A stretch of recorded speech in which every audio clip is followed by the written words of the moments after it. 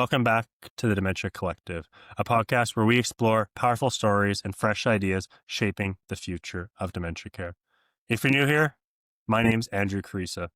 I'm a caregiver, researcher, and founder of Bluebell Village. I created this space because I know firsthand what it's like to walk the dementia caregiving journey. I know what it's like when you feel lost, overwhelmed, alone, confused. I also know what it's like to find strength that comes from connection. Each episode, we dive into the people, tools, innovations that are helping caregivers find their footing and their voice. Our mission here, to make dementia care more personal, more connected, and more grounded in Indigenous ways of knowing. The importance is ensuring every caregiver feels seen, heard, and supported. Today, we have the pleasure of being joined by Jason Boschan, founder of Run4Papa. Run4Papa was founded in 2012 and inspired by Jason's grandfather, Dr. Louis Papa Heyman, a lifelong pediatrician who dedicated his life to caring for children. Jason continues to run around the globe, raising money for dementia research. A marketer by day and dementia fundraiser by night, Jason has been encouraged by hundreds of thousands of people and families whom he has met throughout the world, many of whom have loved ones battling dementia or have lost loved ones to the disease. Originally born in Detroit, Michigan, Jason currently resides in Charlotte, North Carolina. While he has run marathons on every continent, his current goal is to run 50 half marathons in all 50 states. He is currently and constantly reminded daily that everyone impacted by dementia is or was someone's number one. Thank you, Jason. It's a pleasure to have you here. Thank you so much, Andrew, for having me. I'm extremely excited to be here and talk with you today. Yeah, you're definitely an inspiration, both from the dementia support lens as well as the endurance athlete lens. For sure. I take pride in both, and depending on the day, I'm a little bit more motivated to do one or the other, depending on how the body feels. And I'm sure depending on the weather too. Yes, for sure. I mean, the weather's always interesting. I think sometimes the crazier the weather, the more motivated I am, weirdly enough. Fair enough. We'll get into that. I want to talk about your origin. How did you come up with this idea for Run4Papa? Sure. So back in 2012, my grandfather, my papa, was diagnosed with a rare form of dementia called primary progressive aphasia, very similar to what Bruce Willis is actually going through these days. And it was just very strange to see someone who had dedicated his entire life, over 50 years of practicing as a pediatrician, giving back to others, and now struggling with this disease. And I knew that it was progressing quickly, and I had just gotten through a rotator cuff surgery. I was rehabbing for about 9 to 10 months, just thinking about all the different ways that I might be able to help him. And just by a fluke chance, one of my friends was supposed to run the New York City Marathon and hurt her ankle pretty badly and said, "Would you like to run in my place?" And I said, "Sure. How many months do I have?" And she said, "You have 3 days. And if you don't want my bib, someone else will take it." So I just thought about everything my grandfather was going through, what I was going through, what our family was going through. And I thought, okay, let me run this race and let's just see what might come out of it. And it was during that race that I thought about all of those things. And I thought, over those 26.2 miles, maybe I could start running races in honor of my papa while he was alive, to give him a little bit of extra hope, visual stimulation from the photos and the videos, and maybe just raise a little bit of money. And that's kind of how it sort of kicked off, as just an idea. Was there any training before the first marathon? No, I didn't train. I bought some running shoes. I think I ran for a few miles to break them in. But 10 years prior, I had run the London Marathon, and I raised a bunch of money for charity in London. And I didn't train back then. I was pretty naive. I just thought I could show up and just mentally, I felt like that's my superpower. I'm a bit stubborn, but I'm also committed to following through on things that I say I can do. And I thought, okay, I'll show up and I'll run the London Marathon. And when I finished that race, I thought two things simultaneously. One, I'm proud of myself for finishing. And two, I will never run another marathon again. That's a common sentiment, right? For sure. I mean, it was surreal. But 10 years later, when my grandfather was diagnosed and I had this opportunity, I just thought, if for nothing else, can I do this again? And I just believed that something positive was going to come of that experience. I just had no idea what until I was running that race in New York. Yeah, it's funny. The marathon experience is really, you start the first whatever 10 miles and you're like, this is great. I'm feeling good. I'm feeling excited to keep doing this thing. And then at like the, I don't know, maybe it's like the 20-ish mile mark, it's start hating your life. And how do we wrap this thing up quickly? Because I'm done. Yeah, it is so true. I mean, for me, a lot of times I try and get to the half mile, or I'm sorry, L13, like, in my mind, I break up the first 13 into different segments of, like, 5, 8, 11, and 13, but mentally, I just know that, "Okay, let's get the first half over with in a good way, and then it'll just be a battle in the second half," but mainly, like you said, around mile 20-ish, those last 6.2 miles, you just know you're breaking through mental barriers and different walls, and I think that's also the beauty of that challenge, to be honest. So what was your relationship like with your pop? We were really close. I mean, growing up, his day would always start so early. So even though he lived about 10 minutes from my house, he was 10 minutes closer to where I went to school in the morning. So I would sleep over his house. We would wake up early and he would drop me off at about 5:30 or 6 so I could play basketball in the gym before school started. So hanging out with him, I always said, "Oh, it's a good excuse to go to school early and play basketball before the day started." But in reality, I just wanted to spend time with him. He just had such a loving and caring nature, and he was so humble. He never made things about himself. It was always about others, and certainly when it came to treating patients and their children. Wow. So you obviously had a deep connection to him. What was their kind of leading up for experience for him like before he had PPA? What was it like? Yeah, I think he was just a pretty easygoing person. You know, he really gave everything to his work. Back then, if families didn't have insurance, he would still see them. And even prior to that, I never got to experience this, but I heard stories from my mother that he used to make house calls. And when he did it at night, he had a spotlight on his car like a policeman or woman would have, and he would use that spotlight to look at the addresses of the homes he was visiting at night to treat children that were going through a myriad of different symptoms. And I just thought, like, that level of attention to care and detail is something that just goes above and beyond what a lot of people might do these days in the healthcare industry. And I know those were different times and different types of liabilities that might not have existed like they do today. But I think that if he was around today, he would still have found a way to go about that. Has his legacy or the way he carried himself in his care directly changed how you approach your career, your run of Papa work, any of that stuff? I think without a doubt. I mean, there were so many ways that I didn't realize growing up that I wanted to operate and act towards others in the way that he did with people who were both patients of his, people within our own family, and even people that he didn't know that he would strike up conversations with. So while he was more introverted and I am more extroverted, I would say the desire to want to accomplish things in life for others, especially in the medical world, I think really translated in ways that I never imagined. And it wasn't just because he was diagnosed with dementia. I think it was just brought to the forefront in ways that I didn't really know that I was capable of focusing on and running towards and really figuring out ways to say, okay, this is what we're going to accomplish this year and this is how we're going to go about it. And I think his ability to make sure that when he committed to something big or small, he followed through, I think is very much translated into the work that I'm doing today. Was he around for the races? Was he able to be present for any of them? Yeah, that's a great question. So the goal is this was only meant to be for 1 year. Because the disease was progressing so quickly, I really didn't think that he was going to be around past a year of his diagnosis.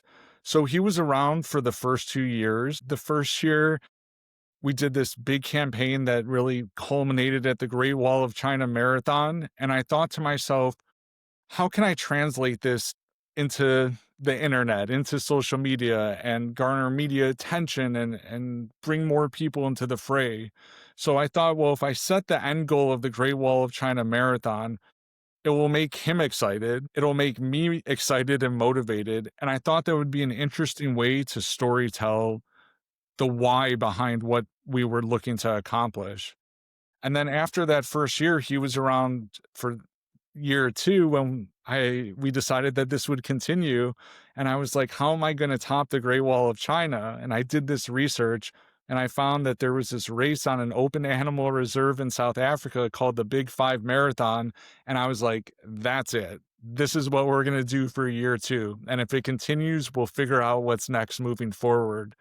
So I was really proud that he was around to be able to see that, because there were also many different races and events that we put on that he could see the progress and different visuals of different places along the way. What did he tell you after you did your first one for Run for Papa? He just kept saying that I know that this money in this research isn't going to save my life, but it's important what you're doing because it will impact other people and other families moving forward.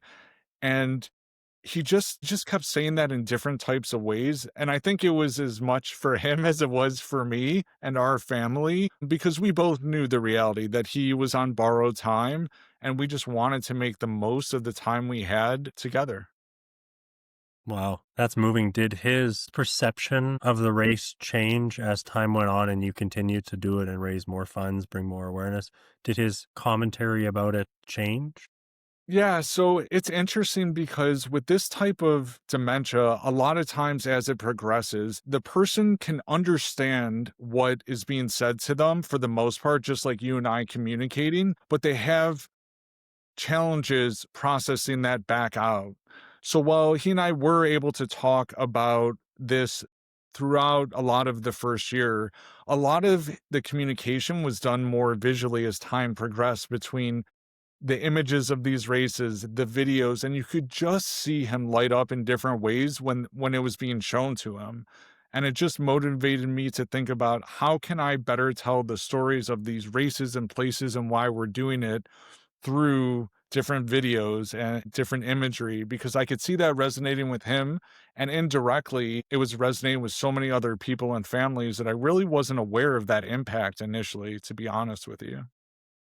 Wow. How much money was raised between the last, what, 15 years, I think you Yeah. said? So initially the goal was $10,000 because we thought we would do that in year one. And I was working like a 16-hour a day job. So I just was trying to be realistic with the amount of time that I could put into this when I wasn't working. And within, I think, 2 or 3 months, 2 months maybe, we hit $10,000. And then the goal was, we were talking about, should we raise it to 20 or 25? And then for some reason, I was convinced to do 50. And I was like, okay, if I say it and I put it out there, this is what we need to do. So within that first year, we raised 50. And now today, we've raised almost $400,000 in pilot funding.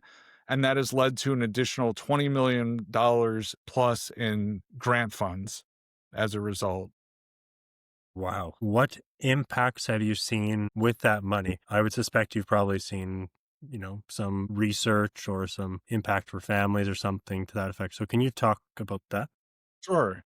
There's been a lot of different impacts. Each and every year, what we like to do is we like to fund a specific clinical trial that will use that pilot funding during that calendar year to kick off. So it's not 4 or 5 years down the road, where people around the world who qualify can participate in that study. So we've had a study called the Communication Bridge Study, which has been ongoing for a number of years, where people all around the world work with clinical pathologists to really help slow the progression of the disease so they and their families have more quality time with their loved ones. We've done imaging with tau and tangles and plaques, which is, a lot of researchers believe that's where a lot of the origins of dementia originate. So really understanding how they're initiating, what is making them progress, and seeing how, again, we could slow the progression of the disease down while ultimately looking for a cure. And lastly, one of the ones that I was most proud of was we did this study where for as long as I've been around this research, the only way to truly tell if someone was diagnosed properly with the form of dementia or any types of dementia, unfortunately, was an autopsy. Doctors and clinicians can diagnose, this disease when people are alive, but the only way to confirm it is when someone passes away. So we did a study that had like a special radiation shot injected into people while they were living so that that diagnosis was confirmed. And we could only do a handful of them, but it was just really interesting to be a game changer in the industry to show that there are different ways to attack this disease and that we don't always have to be relegated to when someone passes away to confirm it. And I'm hoping that will lead to different groups and researchers figuring out ways to not only bring down the cost of that research, but really just think outside the box in ways that can impact families in real time. How involved are you in the decision-making process of what research projects are funded? Do you fund an organization and they work with you on what it is? Or do you give it to an organization and say, you guys fund what you think is most impactful? How do you do that? Yeah, that's a great question. And I get asked this a lot. So in the past, I've worked with my research partner, which is the University of Chicago. And before that, it was Northwestern University. And every year I would talk to their head researchers and I would say, can you bring me a short abstract of some of the most important research you're looking to get funded and why? And then I would look at the options. I would ask them, some pressing questions so that I could understand it more in layman's terms.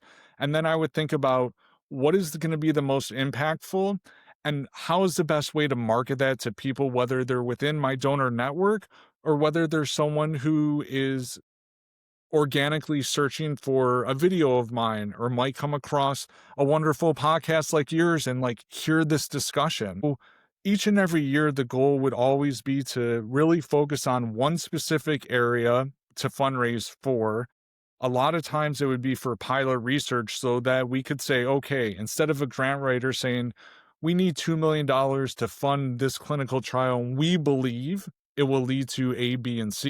We could then say, look, we've already invested in the pilot research. Here is the pilot information and data. Instead of a $2 million grant, we want to apply for a $5 million grant because we've already have invested in that proof of concept. And that's what allowed us to have such success in not only fundraising money, but turning that pilot funding into an incredible amount of additional grant money to continue those studies forward year after year. I saw on your website that early on, one of the goals was to fund the National Speech Therapy Trial.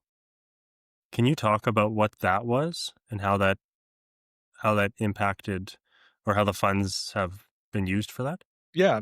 So the National Speech Therapy Trial is what now is evolved into a phase 3 communication bridge trial.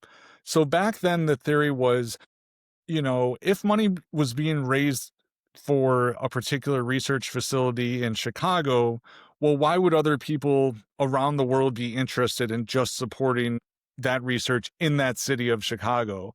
And our goal was to sort of break those barriers and say, yes, the research is being conducted in Chicago, but if you qualify and you live in Melbourne, Australia, or if you live in Athens, Greece, or if you live in Charlotte, North Carolina, or anywhere in the world, we could have this national trial where you and your family could be part of that research.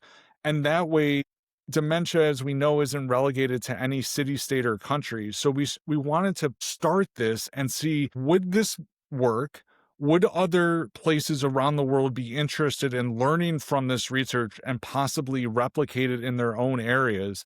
So that's what we kicked off the first year. And it felt important because we just thought if we're going to make an impact, let's do it nationally and maybe it'll even be global. And that was the intent of that trial. And it really has manifested into over a decade's worth of work that has spanned, I think, 6 continents at this point. When you started running for your papa, did you ever imagine that this would turn into a global movement touching people across continents?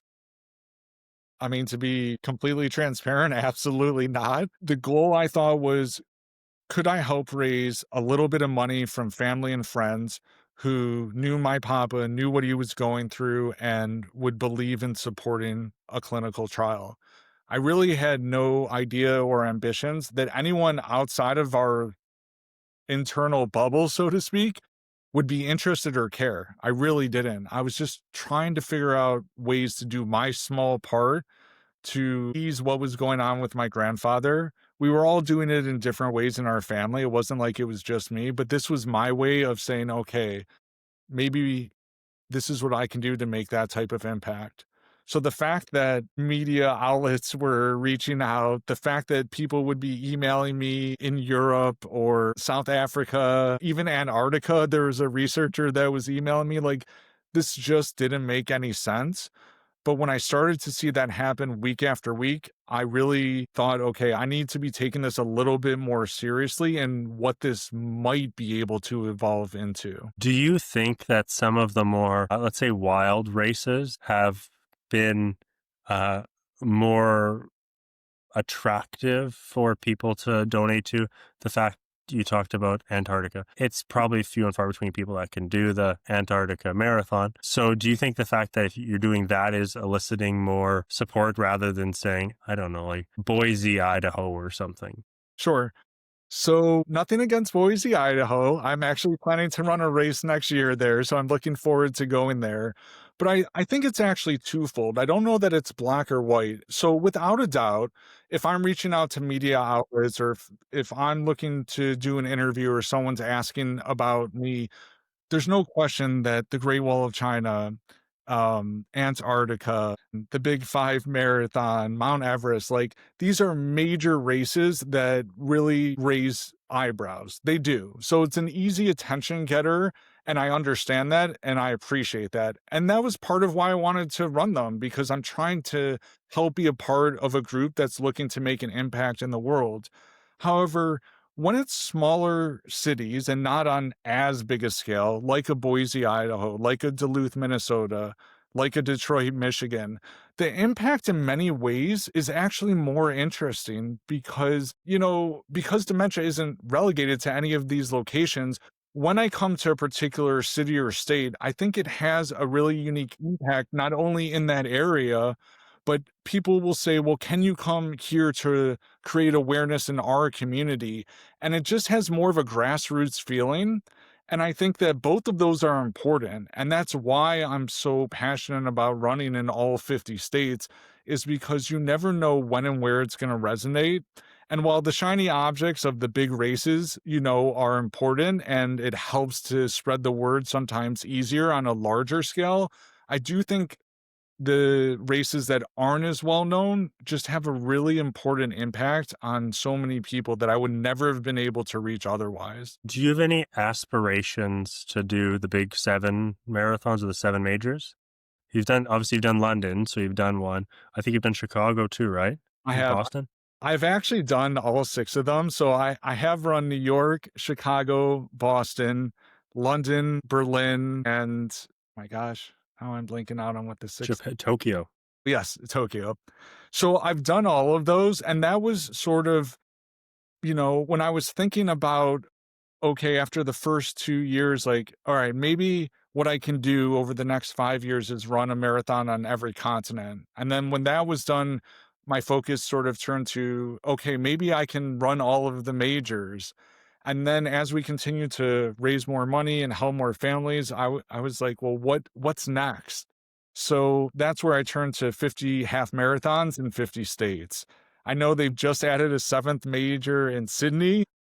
I don't know if I'm gonna go there to do that. I've been lucky enough to run the Outback Marathon by Ayers Rock in Australia, so I don't know. I'm not a fan of the expansion of the majors. That's a whole nother topic. I think just like we have 4 majors in the main sports, I think there's a reason for that. And I think the more that they add on to the majors, while it's great for the running community, I do think it dilutes the importance of them to a degree. I've heard rumors of desire to make an 8th one now. Yes, I've heard rumors for an 8th and a ninth. Cape Town was supposedly gonna be number 8, but they just had weather issues that canceled the marathon this year, so that's Like sort a of day before, right? yep, a day before. I think it was actually the morning of that it was officially canceled, and then I've heard Shanghai as an option for a 9th, possibly Paris. So, we'll see how it plays out, but, I mean, I think part of it is a money grab. I think part of it is, they're trying to give these amazing opportunities to other people in places where they won't have to travel as far, and I can understand that, but I They're don't also hard to get into, especially with the qualification standard for, I think Boston this year cut a lot of people that even passed in the 3 hour and whatever it was 3:20, I think, mark. That's right, and honestly, I did a lot of these majors early on, so I felt very lucky. While they were still popular, to your point, it's nothing like today. Like, as an example, when I ran the Chicago Marathon, I asked one of my friends in Chicago, "If I apply for us in the lottery and we get in, will you run?" And he was like, "Sure." But back then, it wasn't like today where there's like a 2 or 3% chance of the lottery. Like, back then, it was like 30, 40% chance.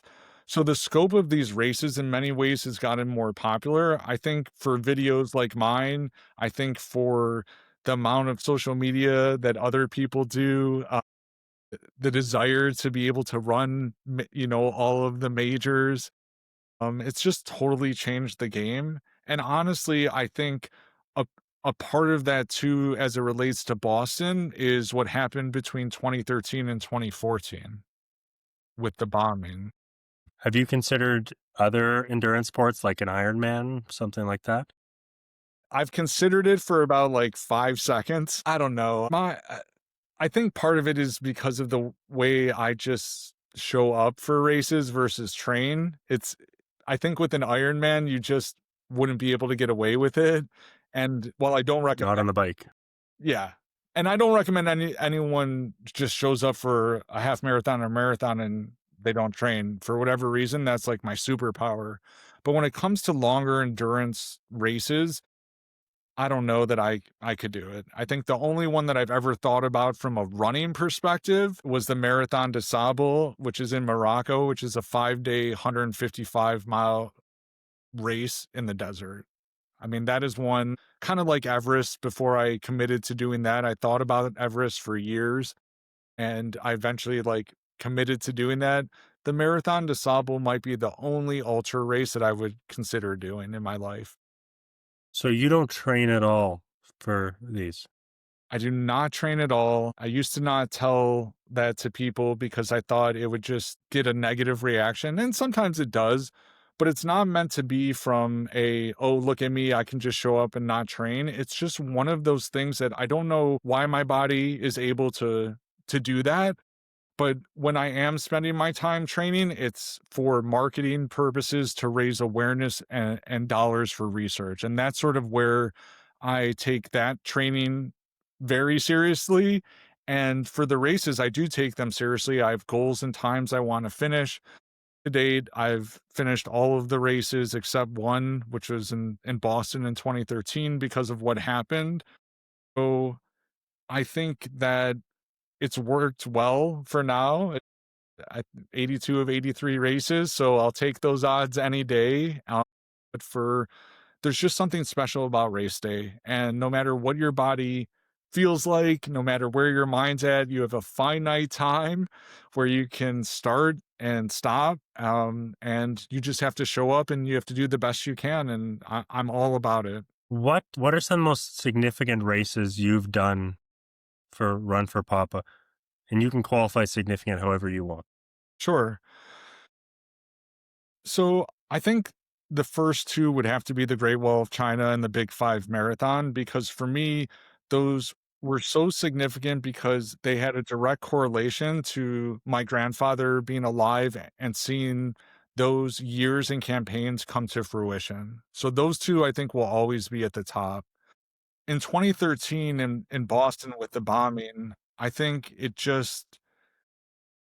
it changed everything in so many ways. I mean, obviously, the bombing was so tragic and had never happened before, but I think it really shined a light on the running community in different ways that I don't think anyone ever anticipated.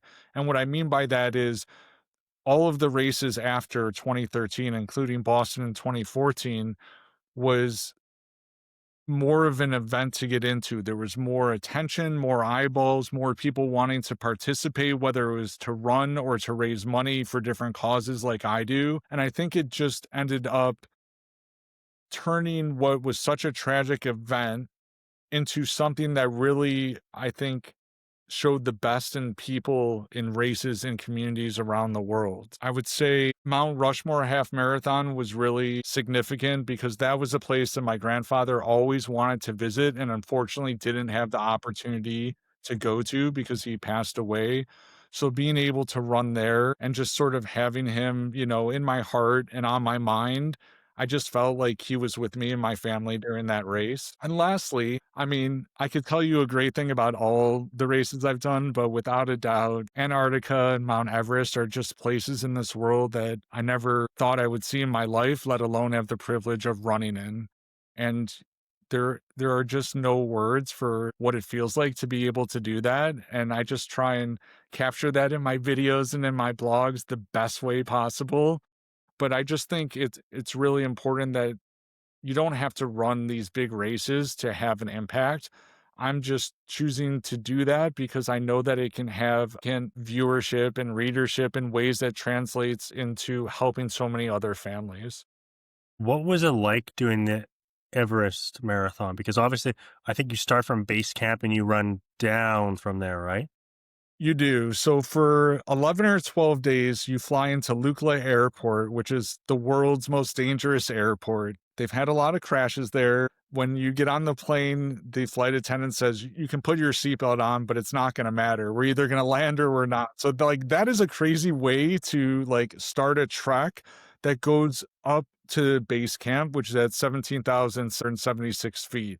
So for 11 or 12 days, we're hiking miles and miles up to base camp. We stayed there for a night and a half, and then the race runs down from base camp. And while the elevation is about, I think, 7,000 feet, the race isn't all downhill. When you're hiking up, it's not just straight up. So when you're running down, it's a matter of running down for a few miles, hiking back up different angles and slopes of the terrain. And it's just not straight downhill. So that race took me and some people I ran with over 10 and a half hours to complete. It was no joke. It was incredible. And I just thought, okay, again, like this will never happen in life. So I just want to enjoy the moment. I want to capture it. I want to remember the reasons why I'm there. And more importantly, when I finish, to make sure that the money we're raising is going to fund the specific clinical trial that we committed to do because of it. Would you say that Antarctica was easier than Everest? I would assume it's more flat than on a mountain. Yes. So it's definitely a lot flatter. They're all really interesting because a lot of times people will say, oh, well, you ran Antarctica, you can run any marathon. And I just respectfully disagree. I think it really does depend on how your body feels, where your mind is at, what is the temperature at. I mean, in Antarctica, it was between like 20 and 30 degrees with wind. At different parts of the race, it was 30 degrees all the way down to like negative 15. So even though the terrain was flat, pretty flat, there are just a variety of different elements that happen in some of these places, and you just have to accommodate it and know that the elements are there. That's not going to change. Like, what are you going to do to improvise along the way? I mean, at certain points, there were like penguins crossing in Antarctica, and you're like, this is their terrain. We'll let them do what they need to do. And there was a cool factor to it. In South Africa, there was a herd of elephants that I think prevented us from running for 10 minutes. And we're like, you're bigger than us. We're going to let you do what you need to do. In Rio, there was a monsoon and they were like, run at your own risk. So I think it really just depends on what's going on. And sometimes even in perfect elements, like the Chicago marathon I ran in, the weather was a little on the warmer side, but not crazy. And for whatever reason, I was cramping at the halfway point and the cramps in my calves never went away. And that's also flat terrain in ideal conditions. So I do think while certain places have more like tougher challenges than others, like Antarctica and Everest, of course. I do think at the end of the day, it does come to how are you going to deal with the adversity when it hits? And it always hits, as you know, as a runner. What keeps you going? Obviously, you said you have this like superpower of just keep pushing. What motivates you to keep going? Because the easy choice is, this sucks at 13 miles. I got cramps and it's not going well. The easy choice is to quit. What keeps you going? Yeah, that's a great question. I mean, to me, it's a fairly straightforward one, and is that there's just no way that I'm not going to finish that race. And no matter what transpires over 2, 3, 4, 5, 10 hours during any given race, I know that that's nothing in comparison to what families like ours and others have been dealing with their loved ones on a day to day basis. So I just am very highly cognizant. It's always at the forefront of my mind that yes, even when there's some really uncomfortable adversity during the race, I just try and use that to my advantage. Like no one wants cramps. Didn't want to run Chicago's half marathon, half or the full marathon, half the race with cramps. But I was like, okay, if I'm gonna figure this out, it doesn't compare to what families are battling. And to me, it's an interesting story to tell, I guess, when I look back on it. But I think what's more important is the impact that we're having through the research. What does Run for Papa mean to you today, 15 years later? I think it means that all of the time, effort, and energy that people are contributing to this cause is having a meaningful impact. I think the longevity of it means two things. One, we haven't found a cure, which is the ultimate goal. But two, we've been moving in a direction that is slowing the progression of the disease. Similarly, I think that it also means that the fact that we have so many repeat donors, the fact that we are bringing new people into our cause and mission on a weekly, monthly, and annual basis shows that what we're doing is having a significant impact because there's so many different charities that are doing amazing things in the world and people have more and more choices as they should in which to contribute money and dollars that they work hard for too. So there's a lot of pride knowing that people are coming to us year after year because they're seeing where their money goes and they're seeing the impact that it's having in the year in which they're donating it. And I think part of that also speaks to the fact that 100% of every dollar funds research. So I think it's important for your listeners to know because sometimes I do get asked this, uh, you know, are people's donations flying me around the world to run these races? And the answer is no. Not one penny of $1 goes to that. 100% of every dollar is going to fund research. And in my opinion, that's where it should be going. Yeah, that's impactful because you don't want the necessarily for it to all be to support our work, right? It should be going to the researchers that are trying to solve the problem that we're experiencing. Absolutely. And I've been self-funding these trips since the beginning. And if there was, a corporate sponsor that wanted to talk to me about taking on that role, I would welcome the conversation. But as it relates to the donors, it's really important that that level of transparency has been out there from day one. And honestly, I think it's helped been a really strong reason why we've had people support what we've been doing year after year because they know exactly where their money is going and how it's being used to help people. I think it'd be impactful though if a corporate sponsor, someone like Nike, would say, "Hey, Jason, let's partner up." I mean, Phil Knight's probably what 80 now, That's 75, right. 80. So he's older. So maybe there's some way that he would want to partner up with you. That's right. I mean, I would welcome it. I've definitely had different companies and corporations make donations, which of course I'm grateful for. I think there's a different way now to increase the level of awareness and impact. And I think, corporations can play an important role, but I still say whether that were to happen or not, the foundation of what we do has been and will continue to be through grassroots people who are willing to support this cause at whatever amount that they can afford to make a contribution. It's always welcomed, and I take a $5 contribution just as seriously as I would a $5,000 contribution, because that's someone making a choice to support what we're doing, most likely because their family's been impacted or someone they know has been impacted. Do you have it where some people can't contribute financially, but they contribute maybe being there in a race? So you talked about Boise, Idaho for next year. Maybe there's somebody in Boise that says, you know what, I can't afford right now to support, but I'd love to help you in some other way. Do you Sure. have those things as well? Absolutely. I hear that a lot, actually. Some people will say, I can't contribute this year, but maybe I will in the future. What can I do? And for me, I always love that question because the answer is pretty simple and straightforward. A lot of times I will say to that person or family, if you want to participate in your own walk or maybe a 5K, if you would write Run for Papa on your hands and put your city, state, or country on them and take a picture and send that picture to us, not only will we repost it and we can share your story, but it puts other faces besides mine to this cause. And I love that. And I get pictures all the time from people doing that because a lot of times they'll see me write Run for Papa here on my hands, and then I might write like Boise, Idaho on the inside of my hands.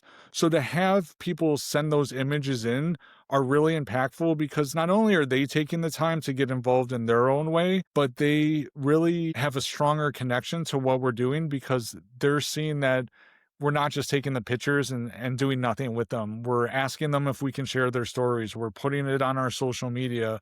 It really has a really unique connection that translates so well to them, and it doesn't have to just be because they made a monetary donation. There's so many different ways for them to be involved. Do people ever mid-race or post-race, or I guess pre-race, ever come up to you and say, Jason, we've heard about Run with Papa. We want to tell you the story, or we love what you're doing, or do you have those kind of relationships? I have them all the time. I have them through emails. Sometimes I'll do Zoom calls, or like this one where I'm just hopping on with the family. They want to share their story.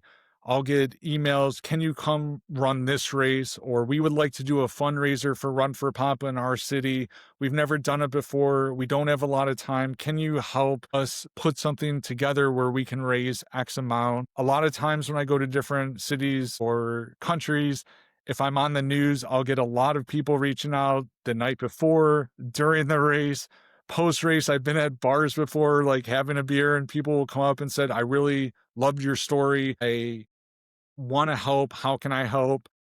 And now more and more often during races, I'm getting stopped for selfies with runners because they want to be able to share their story and they're motivated by it and they want their picture.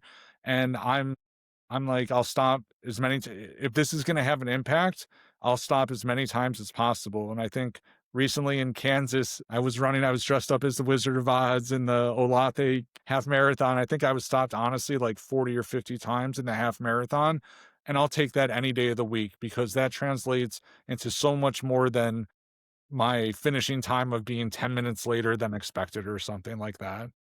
And for those people that aren't runners, that's an additional sacrifice because stopping when the movement's going causes way more problems down the road. The legs moving, so it's harder. So that's an additional sacrifice then, unless you understand the complexity of what Right. you're saying. That's so A little true. harder. I mean, in the beginning, I used to film and I would say, here I am at Charlotte, North Carolina at, the Thunder Road Marathon. And then I'd run the race and then I would film afterwards and say, this is what happened throughout the race. Because I wanted to keep going, right? Like you were saying, you don't want to stop. But someone emailed me and it changed everything. And they just said, what would be more helpful and more visually stimulating is can you just film throughout the race and put a video together so we can see what's going on at the race? And I knew there would be way more starting and stopping. And it took a hot minute to adjust to that because, as you said correctly, it's not easy to keep doing that throughout a race. But it just, it was just the biggest game changer because more and more people were watching the videos because they were way more interesting. And I was also able to really appreciate being in the moment during those races even more. I don't run with music. I'm just very present. I'm listening to my body, the things around me. And if I see someone who has a great sign, I'll carefully like go across the road and I'll take a picture with them and I'll include them in the race video. And I don't know, it just really was for the better, even though it's harder on the body. Yeah, that's fair. That's fair. So I did my first marathon this year. I'm a triathlete. I like doing three sports and not killing my legs on one because running hurts the legs after a long time. And it was interesting because the community, I think, is much more people are communicating, and because unlike triathlons where we have to keep a gap between all of us except when we're running, and then the running you're already like, I've done all these other, just keep moving. Where the running you're like keeping up with people, and so I have my running stuff has commentary about like restoring the personhood independence of those living with dementia, our slogan on it, and I have conversations mid run about it. And in marathons, typically, my pace is a little bit slower than it is for a triathlon, and so I can have a bit more of a conversation, a narrative about what's happening. I think those conversations are so powerful and so important. I had on an earlier episode Stephanie Fauquier, and she does Run with Steph, and she did 10 triathlons over about 13 weeks in 2023 across Canada, and all the way up from like sprint triathlons to half Ironman, and they raised like $1 million. And inside of her tri suit is photos of her mom, and her mom was a Order of Canada surgeon who was apparently an amazing woman, but she keeps on inside her tri suits photos of her mom so she can talk about it with people on the run and run with Steph and all this kind of stuff about dementia to try and bring awareness. And it's just, I think the value of what I've seen in talking with Steph on the show here is that it's really those, not just the money raised, not just the awareness, but the connection with the broader community. It impacts like 1 in 5 people, right? 1 in 4 people. So how do we build that relationship so you're not in isolation, not alone? Yeah, I love that story, and it is just amazing when you hear someone that does something like that and the impact it creates, because I think at the end of the day, people want as authenticity. I think they want it in politics. I think they want it in sports. They want it in their professional lives, and they want it in their day-to-day lives. And when you're running for a cause, you have to be genuine. You have to be authentic. And any touch point is an important one, not for the sake of doing it, but because you care. And for me, I just am always wanting to try different things that might create that type of impact. So to your point, if I'm running in a race, like I always customize my running shirts for the city or race I'm in, because I think it's a talking point on the course. If people see, oh, well, what's Run for Papa? Or there's things on the back of my shirt that are specifically written for the city that I'm in. Most recently in Salem, Massachusetts, I printed business cards and I handed them out to people who had signs, because to me, like those are some of the most entertaining things you see along the way. And I just handed out, and on one side it says like, will your sign go viral? And on the backside, it has like a QR code, like to the video that's going to be done. I think it's just different ways to engage people all throughout, before, during, and after the race. You just don't know what will resonate. And I think it's just so important. As you're talking, I can hear the marketer in you thinking about how do I continue to make this more than just a run? How do we continue to grow? How do we continue to increase the reach? Absolutely. I mean, I do think that is the name of the game. And I've definitely failed way more often than I've succeeded in trying different ways to go about it. But when you do get in a certain rhythm, you can see what's working well. And I think you should stay on that path.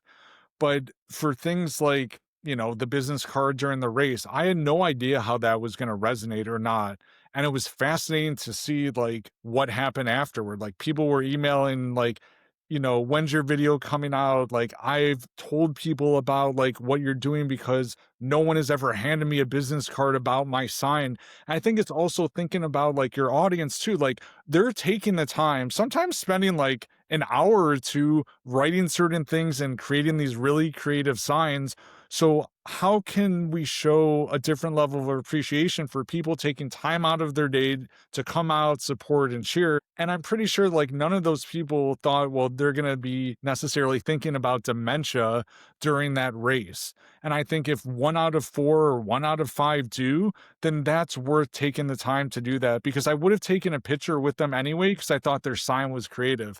Here's an opportunity to say, well, here's one of the reasons why I'm out here. And you never know in life. Have you ran any in Canada yet? I've run the Toronto half marathon. I was there for a wedding and I actually had bronchitis and my doctor said like you cannot run and I don't really take the word like you can't like to heart. So I was like if I'm going to be there, I'm going to run the race and I don't know. I did. I loved it, and I actually do err on the side of caution when it comes to medical, diagnosis, but if it's something where, like, if the doctor says, "Look, if you run this race, like, you're gonna tear your ACL or your knee's gonna blow out, like, it's not a good situation, I wouldn't recommend it." I wouldn't defy that, but if it's a matter of, can I just mentally and physically push through in a way that is not gonna, like, harm myself, then I'll always do that. I mean, even at Everest, it was so interesting because every night they would take your oxygen levels and, the higher up the mountain you get, the less oxygen you get. And my oxygen levels, for whatever reason, were higher than almost everyone's, including like the Sherpas. So I think there must be something going on with my lungs, which has a little, like, that might be a little bit of my superpower that I just never knew existed. And maybe part of why I can show up and I don't know, maybe I just have extra lung capacity and I have many other issues and faults that I have to deal with. But if I can get this one as a win, I'll take it. Must be the 5:30 a.m. basketball. Right. There you go. There you go. So if you've ran on all continents, is there a particular moment or encounter that really resonates with you and sticks with you? Yes, I would say there was just something really special about the Big Five in South Africa. I think the fact that it was only a 300-person field, you're on an open animal reserve. It is some of the most challenging conditions from like the steepest slope in the southern hemisphere of like 42-degree angles at times that you're running up and down. There's miles of ankle deep sand. The temperatures between 90 and 100 plus degrees. I just think it challenges your mind and body in so many ways, and it's just one of the most memorable and by far, honestly, my favorite race on the planet. There's just nothing like it. I don't know that I could run it again knowing what I know now, but they take you the day before in, sort of like a safari type of car to like preview the course, and it took 3 hours to get through. So just like looking at that experience and thinking about, okay, if it takes a car 3 hours to get through, like how long is it going to take us to get through? And there's a cutoff of 7 hours. And I think I finished in about 6 hours and 50 minutes. And I needed every bit of that time. Wow. You have to be cruising at that point, especially with the inclines and the ankle deep sand. Yeah, it's just crazy. But I loved it. And I don't know. I think it also just reiterated to me that in a race like that, whatever's ahead from a racing perspective, I feel like I should be able to manage and overcome. And I think with all of these races, big or small, it's just a constant reminder of the reason why I'm running in the first place. So you've mentioned you've met many families along the way that have been impacted by dementia. Is there a story from someone you've met or someone you've talked to that changed how you see dementia or maybe deepened your desire to keep running and fundraising? Yeah, that's a really important question. I met a family online and their mother had primary progressive aphasia, and they really didn't have a lot of means to donate, and they were just going through it with their mom and really struggling. And we had stayed in touch for years, and we were supposed to get together, I think, in 2020 for a race in Eugene, Oregon. And then COVID hit. So during that time, from when we were supposed to meet up to a few years after, their mother sadly passed away. And we had stayed in touch, and I said, even though your mom is no longer with us, I would still like to come to your city. I want to run a race for you and your family and anyone that wants to join. And not only were they excited about it, but they wouldn't let me stay anywhere else besides their home when I went to run that race. And even like thinking about it now, I get a little emotional because they just reached out over email. They were going through it like so many other families, and I responded in, a way that I thought was meaningful, and I didn't think it was going to go much past that. And to be able to stay in touch all of those years and sort of follow their own journey with their mom and to see the impact that it had not only when I was there but afterward. I think it just I don't know. I think people just want to know that there are other people in this world that care, that can see them, and that really want to do what they can to give their family a little bit of support, relief, and just be able to relate. And I think that's what that was all about. And to this day, we're still in touch, and I don't know, it just hit different. You say that everyone impacted by dementia is or was someone's number one. What does that phrase mean to you, and what do you hope it reminds others of? Sure. So what that phrase is sort of like the cornerstone of the why behind what we're doing. Anyone that's ever known someone that's gone through a battle of dementia, that person is always their number one in their life. It's the most important person. It's the person that they're going to spend the most time and energy around. I think sometimes it impacts the family harder than the person at times, depending where they are in the fight against dementia. And for those of us that have lost someone to dementia that was our number one, that sticks with you. It just never goes away. And I think that's a good thing because it's a way to remember the people you cared about.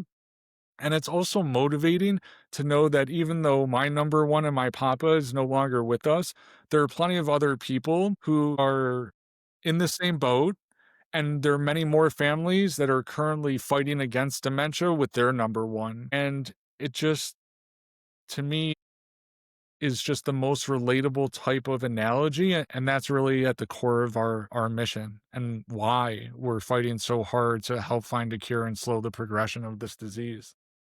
It really seems that the people that are really just putting blood, sweat, and tears in there to make a difference in the space are people that have that firsthand experience. When I talk to folks like yourself, it's those like us that have lived it, are, like you said, our number one went through it, and we want to do what we can to help other people's number ones. It's not necessarily about my grandmother anymore.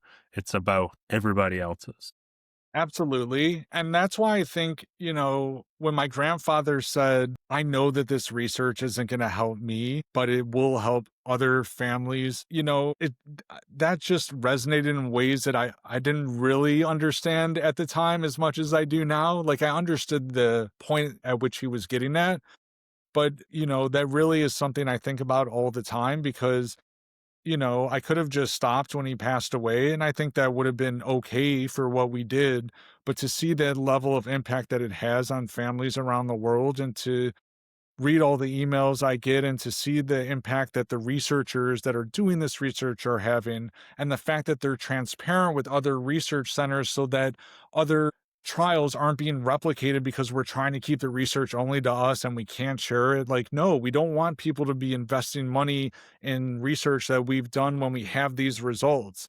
So I think really paying it forward, being transparent, people can see that authenticity and it's for them and their family and their loved ones because none of us want to see anyone else continue to go through this. And I'll gladly stop running. I will once we find a cure. So That's my motivation so that families no longer have to go through what we've all gone through. Have you seen a change in the stigma of dementia? Yes, I have, because I think sadly, part of it is because 1 in 5 people know someone with dementia. So it is so prevalent in so many people's lives. And I think the other reason is because people are understandably worried if it might impact them or their families. So they're more open to talking about it. It's not as taboo as it used to be. It's not as scary in certain ways as it used to be because of all the different research that's out there, because more people are talking, because people are willing to open up in ways that they might have been a little bit more hesitant to 10 or 15 years ago. So your objective now is to do 50 half marathons across 50 states. How far along in that trajectory are you? So that is true. That is my objective. At the moment, I just finished Jackson Hole, Wyoming in the Jackson Hole half marathon, and that was state number 44. So I have 6 more to go, and my hope is that I can finish them out in the next few years. Do you do them or try and do them all in fair weather conditions rather than like here in Edmonton, we have what's called like the polar half marathon or something. And it's like minus 40 Celsius ish in the middle of awful winter, which is what, minus 4. So like I've never done it. It's too cold for me. But do you typically try and pick good timing to do these, or you like, let's embrace the suck, do it wherever, whenever it is? Sure. So I really love this question because to me, the first thing that I look at is what is the what is the race atmosphere going to be like? Is it going to be scenic? Are there going to be a lot of people spectating? Is the course going to be challenging? So that's sort of like my initial North Star in terms of where I want to go. I know I could have shown up to a place in Wyoming that could have run through, 13.1 miles of a trail, maybe 50 people, and I would have, sort of checked off the state. But that's not what I'm looking to do because I really want to be able to tell an interesting story on where I'm going. So having, the like understanding the challenging of the race, what the atmosphere will be like. Occasionally I'll look at what the metal's like, but that's not a driving force. It's more curiosity. I'm not going to pretend otherwise, but I'm not going to lie. If the weather was an absolute mess, whether it's pouring rain or tons of snow or just ridiculous temperatures like the Great Wall of China was supposed to be in the 70s and it was in the mid 90s that day. I love it. Like it's probably a little bit of the psychoticness of running these different races, but I actually root for like tough conditions. I think it makes a better story. I think it reminds me many times over the reason why I'm running and to persevere. And I think visually it's far more captivating. So I wouldn't say no to the polar race. So what continues to drive the pursuits? So once you're at 50, what's next? What's going to be, you said you're going to run until it's cured. How will you figure out what is next, and how will that continue, or how do you plan to let that continue to resonate and get people to buy in and support? Sure. So the short answer is I would prefer I would prefer a cure to be found in the next few years, and I'll call it a day after 50 half marathons in 50 states. If that's not the case, I think that once it gets closer to that, then I'll think about what is next. I try not to get too far ahead of myself when I've done sort of like the 7 continents and then the majors and now the 50 and 50 because I also want to stay present and not look too far ahead. There are fun conversations like you asked about doing different types of races like Ironmans and things along those lines.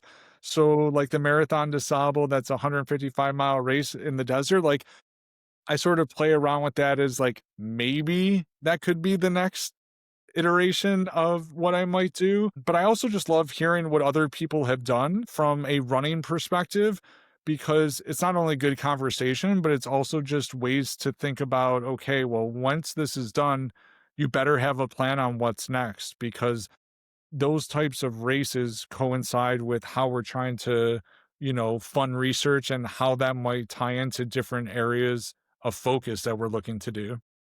One thing that I've said many times to a lot of people is I would love to see an Alzheimer's focused race to generate awareness. Here we have the Alzheimer's Society of Alberta and Northwest Territories, and it's a 5K little short walk run. But I know there's so many folks in our space, yourself, me, Stephanie, there's a guy who has Alzheimer's that is doing Ironmans, which is crazy. And I would love to see a race that specifically brings everyone together in this community to drive big awareness and big revenue for research, whether it's Stephanie for the Alzheimer's Society of Canada, University of Toronto, yourself for University of Chicago, I think you said, right? University of Illinois. So I love to see that. And I continue manifesting that in all these episodes or in people I talk to, because I would love to see bring all these people together to collaboratively drive the race, and then community to come alongside and support, because in community, we break that stigma and we bring awareness and we bring funds to where it needs to go. Yeah, I mean, first of all, I would completely be down for that type of discussion and bringing something like that to fruition. And when I think about all the different races in the world, there seems to be a race for almost everything in life, right? Whether it's a theme race, a challenging major, or for a particular cause. So I am a little surprised that something like this hasn't been done before. And to be honest, it's not really a conversation, ironically, I've had with others as it relates to doing a race specifically for this. But I'd have to believe it's out there in terms of like people like you and I sort of like talking about this and being like, well, why not? Like, why isn't that out there yet? To your point, I've seen a lot of races that do 5Ks for Alzheimer's and, other types of diseases, but it typically sort of ends there. It doesn't go much past a 5K, which again, there's nothing wrong with. But I think, that the larger races, there's a lot more buy-in, there's a lot more awareness. People from around the world tend to run like some of these bigger races for a lot of different reasons. And this could be, a really important catalyst to make something like this happen. And I would be very much into being a part of that group to make that happen. Hopefully we can get it going forward. There's a handful of folks around the world that are doing these endurance races to drive awareness, and hopefully enough conversations and like these can start driving the knowledge of let's do it. It doesn't matter whether you're supporting a university research in the States or in Spain or wherever, if we're all working towards our common goal within our platforms, within our communities, that's what matters, right? Yeah, absolutely. I mean, I've been floating around an idea in my head, but I don't even know if it's like appropriate to throw it out there. But it's sort of like what you're talking about, not so much in a race, but it would be sort of like an international $1 billion campaign over a 24-hour period to raise money for dementia research. And I have so many different thoughts and ideas on how to like do that, but I don't know. I'm always afraid to like throw it out there because I think it might be laughed at, but this is the first time I'm doing it. So it's just more of an idea to say, okay, there is a foundation in which this might happen, but it's going to take the right types of people and groups to have major buy-in. That's the thing, right? Is that sometimes these crazy ideas, they're crazy until someone deals with it. The guy who created Walmart, everyone thought he was crazy, but who's laughing now, right?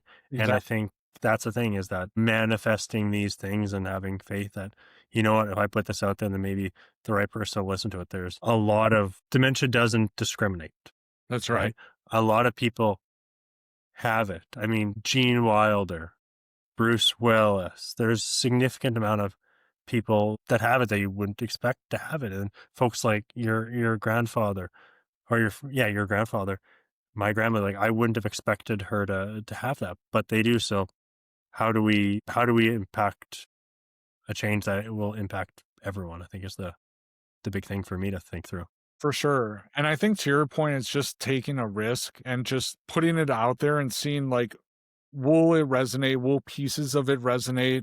I think everything that I've tried to do, and like I said, I've had many more failures than successes with Run for Papa, but a lot of it has been just willing to try different ways to communicate, to empathize, to listen, to hear what others have done and see what I might be able to bring into, what I'm looking to do, and to just always be open minded. And I don't know, like, I'm not afraid to fail because I think I have failed plenty throughout the last 10 to 15 years, but the successes have always been worth it, and I don't really think about the things that didn't work out because I thought, "Okay, well, if they didn't work out, this is something I no longer have to focus on, and whatever I'm gonna continue to do next is where my energy should be driven towards." So I always look at those moments as important and positive ones because I'm not following down a path that isn't being productive and helpful. All my focus and energy should be elsewhere.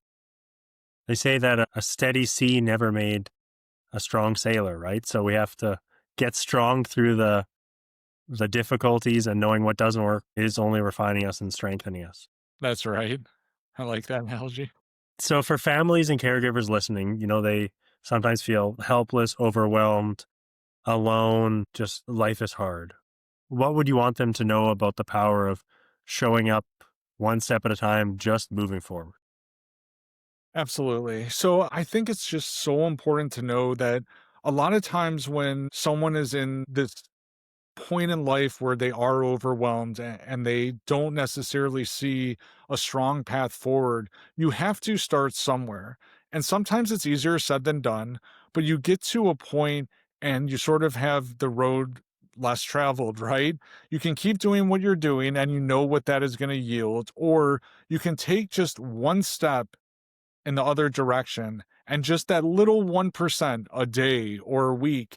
And if you add that 1% up week after week, you're going to start moving in a place that is going to be more productive for yourself and your family. And it could be something as simple as an outreach to someone else that has been going through it. It could be just asking for, do you have any recommendations on who I can speak to for my loved one?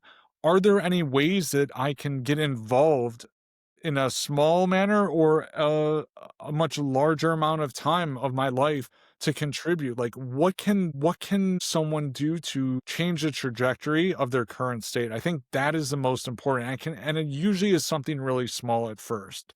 I don't think you have to run all over the world to make the impact that you need. I think you just need to take a few steps forward in a direction that you haven't been going in, because you also need a little bit of hope, and often that starts with yourself making that conscious decision. With you doing Run for Papa for 15 years now, if your grandfather was to come here and say, Jason, and then tell you what he thought, what do you think he would say with all they've done in his name and his legacy? Think he would put his arm around my shoulders, give me a big hug, and probably whisper something in my ear that would just be for him and I. I think that's what he would do, but I think you would see it in his face. I think you would see a lot of pride, a lot of joy, and just know that, sort of replicating what he did, where he just wanted to bring happiness and help to people going through their medical issues. And I'm not smart enough to be a doctor like him, but I am hopefully wise enough to be able to market it in a way that can resonate for both researchers, families, and the media. And I think he would be proud of that. And I think he would just express it in ways similar to the way that he left us in many ways, which is just more through smiles and a lot of his personality. He would not be one to give a lot of big speeches. He would just say, the results speak for themselves, the actions speak for themselves, and I think that is what I would be most proud of. Yeah, it's the idea that they would be proud of us for what we're trying to do, right? And I think that's the important thing. And I think that he would be proud of all the wonderful things you've done and accomplished, and the honor you've provided to his legacy. I hope so. I think he would also be laughing and not understanding how I could just show up for some of these races, and that would be a fun dialogue to have back and forth from a medical perspective. But I think like the amount of help that has impacted families around the world and the amount of outreach that has been shared, I think he would be most proud of, and that's what I'm most grateful for. I believe it. I believe that he would have looked back and been proud of the accomplishments. But Jason, thank you for joining us. It was a pleasure to hear your story and about the impact you're making on the dementia community, whether it's researchers or families that just need that support. So thank you for coming and sharing your story with us. To our listeners, thank you for being here. If today's conversation resonated with you, the Dementia Collective is where you can find more of these episodes. Please make sure to follow and share if this is something that was impactful for you. And if you'd like to help us grow this movement, please consider becoming a member of the Village on Patreon. Among other benefits, you'll get early access to every episode, plus the satisfaction of helping us bring powerful voices like Jason's to more caregivers around the world. And finally, if you're on your own caregiving journey, remember, you are not alone. We're here at Bluebell to help you connect with the supports and resources that fit your family's needs. Until next time, you are seen, you are strong, and you are not alone. You are doing something that matters more than you know. So thank you, and I will see you on the next one.